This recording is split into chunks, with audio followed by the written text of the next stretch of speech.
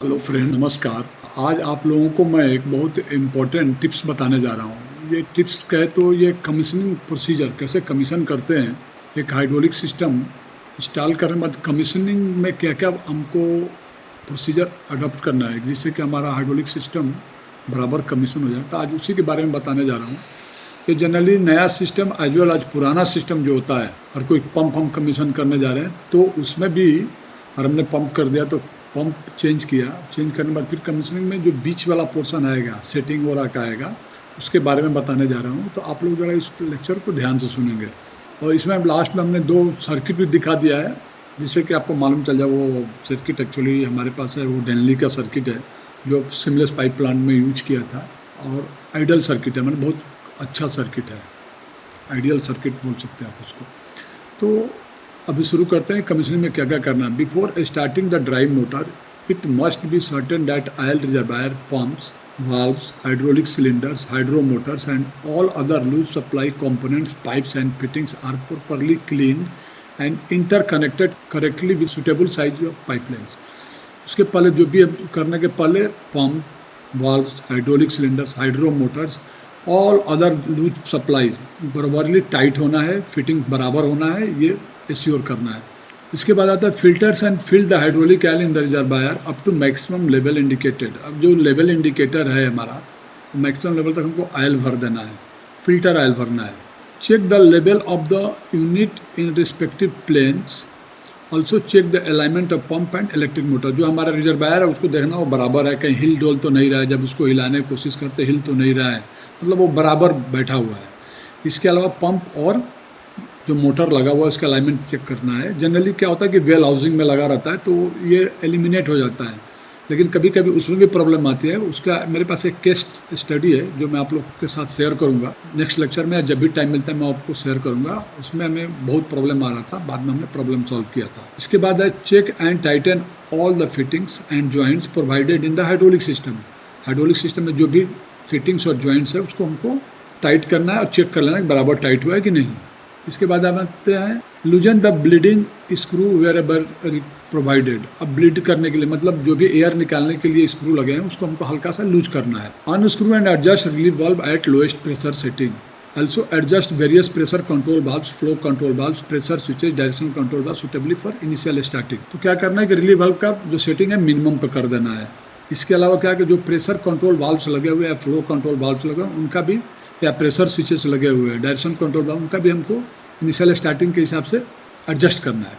In case circuit incorporates an accumulator the same should be charge to required pre charge pressure. Generally dry nitrogen, अगर हमारे circuit में nitrogen हम use कर रहे हैं तो उसको भी बराबर प्री चार्ज करना है। उसमें क्या करते हैं, जनरली नाइट्रोजन यूज करते हैं, जैसा कि हमने पिछले लेक्चर में बताया था एक्यूमुलेटर्स में।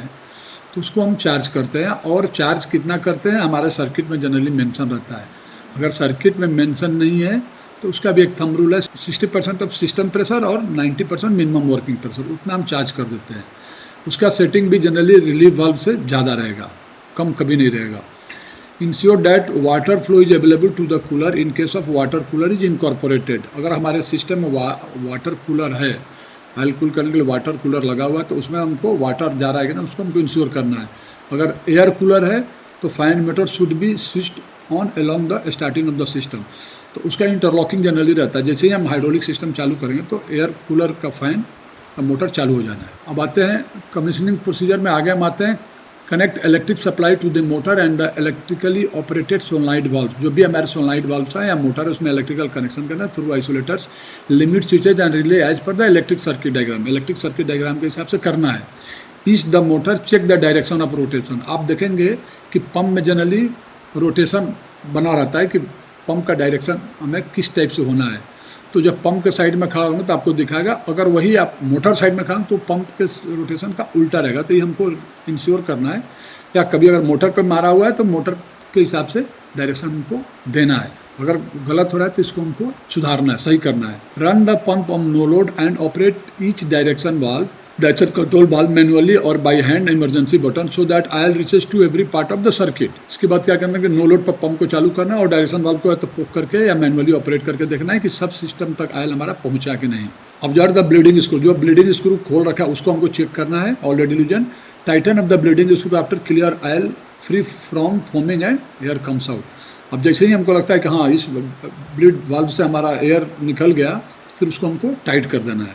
बातें gradually increase the pressure setting of the relief valve. अब क्या करना है कि ये सब जब एयर वगैरह सब रिमूव हो गया तो हमको धीरे धीरे रिलीव वाल्व का सेटिंग को बढ़ाना है। अब कितना बढ़ाना है इस पर सर्किट डायग्राम में जो भी है, और स्लोली सुटेबल स्टेप्स में बढ़ाना है। Set the valves in the system so as to obtain the required function from the actuator. Valve की सेटिंग ऐसा करना है कि हमें जो भी एक्चुएटर का फंक्शन उसके हिसाब से सेटिंग हो जाए। Check the level of oil continuously from and go on adding more hydraulic oil through filter and maintain minimum required level in the system. अब जो भी हमको फिर अगर ऑयल कम पड़ा तो धीरे धीरे ऐड करना है। इन द मीन टाइम हमको सब जगह लीकेज चेक करते जाना है, कहीं लीकेज तो नहीं हो रहा। अगर लीकेज है तो इमीडिएट बंद करना है, बंद करके लीकेज अरेस्ट करके फिर चालू करना है। Run system for at least 50 to 100 cycles on load. अब लोड पे हमको 50 से लेकर 100 साइकिल्स तक उसको सिस्टम को चलाना है।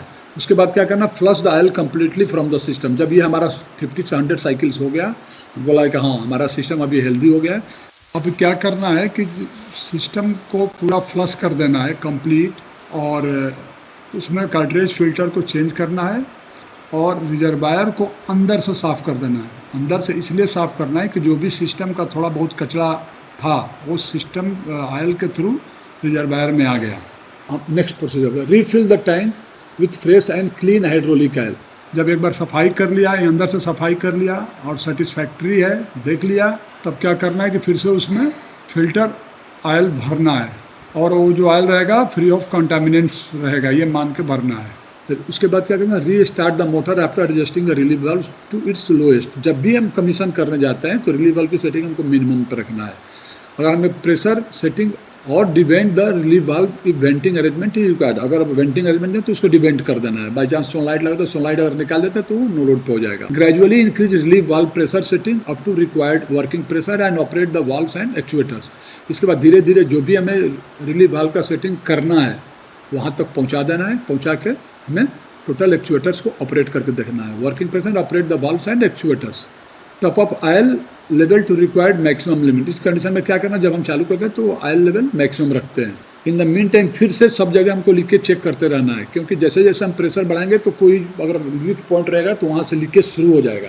तो उसको हमको फिर से अरेस्ट करना है, और अरेस्ट करके फिर हमको चालू स्टार्ट करना है। Run the limit for 50 to 100 cycles on load. अब 50 to 100 साइकिल्स लोड पर लिमिट पे सेट करके चालू करना है। Titan up such of joints and fittings for leakage appear. जहाँ भी लीकेज अपीयर होता है उसको हमको फिर से टाइट करना है। इस ड्यूरेशन में क्या करना है कि record oil temperature at suitable intervals and ensure that it is with in the recommended range. अब इसमें जो हमारा ऑयल का टेम्परेचर बहुत इंपॉर्टेंट है, इसको हमको बराबर ऑब्जर्व करना है कि जो हमें रिकमेंडेड रेंज है उसमें ये है कि नहीं है। अगर नहीं है तो हमको फिर से सेटिंग डिस्टर्ब करना होगा। सेटिंग डिस्टर्ब करके सेट करके उसको रिकमेंडेड प्रेशर, इसमें अगर ऑयल का टेम्परेचर बढ़ता है तो दो रीजन हो सकता है, या तो ऑयल का सर्कुलेशन नहीं हो रहा है बराबर, और ऑयल का सर्कुलेशन हो तो जो हमारा हीट एक्सचेंजर है उसमें पानी का फ्लो और ये सब डेल्टा टी बराबर मेंटेन हो रहा है कि नहीं, ये देखना है। और वो सब मेंटेन हो रहा है तो फिर हमें सिस्टम के सेटिंग पे आना होगा। लेकिन ये टेम्परेचर एनी हाउ बढ़ने नहीं देना है। अभी हम आते हैं, एक सर्किट है हमारे पास जो इसके बारे में मैं आपको थोड़ा बता देता हूँ। ये डेनेली का सर्किट है। जब मैं इटली में गया था ट्रेनिंग में तो उस समय ये सर्किट दिया था। ये 2008 का सर्किट है। आप देखिए ये रिसर्कुलेशन सिस्टम का एक ऑयल रिजर्वायर है, इसमें बैफल्स लगा हुआ है। ये क्लीन साइड है, ये कंटामिनेटेड साइड है। अगर कंटामिनेटेड साइड है कि इधर ही हमारा ऑयल आके सिस्टम से ऑयल आके यहाँ गिर रहा है, ये बैफल के थ्रू ऑयल इधर जाएगा और ये इधर जाएगा, और ये हमारा सर्कुलेशन पंप लगा हुआ है। अभी देखिए सर्कुलेशन पंप में हमें दो पंप है, यहाँ चेक वाल्व डाला हुआ है जिससे कोई भी चालू हो सकता है, और इसमें प्रेशर सेटिंग दिया हुआ है, फ्लो दिया हुआ है। और ये आगे बढ़ रहा है तो इसमें देखिए यहाँ हमारा डुअल फिल्टर लगा हुआ है, यहाँ पे क्लॉग इंडिकेटर है। और आगे बढ़ते हैं हम इधर तो अभी देखिए 3-वे वाल्व है। 3-वे वाल्व के साथ आगे में बढ़ेंगे तो नॉर्मल कंडीशन में क्या होता है, ऑयल इधर से जाता है और ये हीट एक्सचेंजर लगा हुआ है, देख रहे हैं, वाटर की एंट्री है और वाटर इधर से निकल रहा है। बाई चांस अगर हमारा टेम्परेचर, ऑयल का टेम्परेचर रिक्वायर्ड सेटिंग के बराबर से कम होने लगता है तो ये क्या करता है, ये देखिए एक एयरलाइन है, 3-वे वाल्व को ये बंद कर देता है, तो ऑयल हमारा इधर से इधर ट्रांसफर होकर सिस्टम में जाता है, इससे कि हमारा ऑयल का विस्कोसिटी मेंटेन रहे और टेम्परेचर मेंटेन रहे। क्लियर है। और देखिए फिर यहाँ से ऑयल होते हुए इधर से निकल के ये टैंक में आ रहा है। अब यहाँ पे देखेंगे, यहाँ पे दिया हुआ सिस्टम प्रेशर हमारा 10 बार दिया हुआ है, 10 बार दिया हुआ है। 10 बार देने का रीज़न क्या है कि आप जब यहाँ से ऑयल छोड़ते हैं तो देखिए यहाँ पे एक चेक वाल्व है, एक चेक वाल्व यहाँ पे है एक चेक वाल्व है यहाँ पे। तो इन तीनों को क्रैक करने के लिए हमें मिनिमम प्रेशर 10 बार मेंटेन करना। अगर हम प्रेशर, क्योंकि ये सीरीज में है, तो जब तक यहाँ पे हमारा प्रेशर 10 बार मेंटेन, तब तक ये क्रैक होकर सिस्टम में आयल जाएगा नहीं, क्योंकि सीरीज में है। इसके लिए मैं दिखाना चाह रहा था। और जो भी पार्ट्स हैं इसके बारे में मैं डिटेल में बिल ऑफ मटेरियल के बारे में बात करूंगा। इसके अलावा एक तो ये तो हुआ सर्कुलेशन सिस्टम का, और एक मैं दिखा दे रहा हूँ मेन पंप का। अभी मेन पंप देखिए, वेरिएबल डिस्प्लेसमेंट पंप है। यहाँ पे फ्लो और प्रेशर दिया हुआ है, इसकी सेटिंग यहाँ पे दिया हुआ है 130 बार। लेकिन आप देखेंगे कि यहाँ पे मेन रिलीव वाल्व यह है, वेंटिंग सर्किट है। मेन रिलीव वाल्व का सेटिंग आप देखिए कितना 145 बार है। तो मैंने इससे इसकी सेटिंग हमेशा ज़्यादा हुआ। अगर हम और आगे जाते हैं सिस्टम, अगर हमारा एक्यूमुलेटर लगा हुआ है तो एक्यूमुलेटर की सेटिंग इससे भी ज़्यादा रहेगा, वो 150-160 बार पर रहेगा। ऐसा इसलिए देते हैं कि अगर इससे इसकी सेटिंग कम रहेगा तो हमारा पंप हमेशा इसके लिए काम करेगा, आयल जाएगा और टैंक में जाता रहेगा, तो हमें आयल गर्म होना शुरू होगा। तो जो शुरू में बता रहा था कि हमें आयल का टेम्परेचर मॉनिटर करना है, उसके हिसाब से सेटिंग करना है। सेम कंडीशन है अगर हमें एक्यूमुलेटर में जो रिलीव वाल्व लगा और उसकी सेटिंग भी कम कर दो, तो आयल जाके एक्यूमुलेटर वाला सर्किट से ड्रेन होता रहेगा, तो पंप कंटिन्यूअस लोड में चलेगा। तो लोड में चलेगा तो क्या होगा, जब हम लोग भी लोड में चलते हैं तो हम गर्म होने लगते हैं, तो ऐसे ही आयल का टेम्परेचर बढ़ने लगेगा और आउट ऑफ कंट्रोल हो जाएगा। तो फ्रेंड, ये रहा कमीशनिंग टिप्स के बारे में। ये प्रोसीजर फॉलो करके मेरे को उम्मीद है कि आप लोग कमीशन करते समय सब ध्यान रखेंगे, तो आपको कमीशनिंग में कभी प्रॉब्लम नहीं आएगी। तो इसके साथ ही मैं ये लेक्चर ख़त्म करता हूँ। मैं आप लोग से रिक्वेस्ट करता हूँ कि मेरे इस चैनल को सब्सक्राइब करें तथा बेल आइकन दबा दें, जिससे कि जब भी कुछ नया अपलोड करूँ आप लोग को मिल जाए। Thank you very much.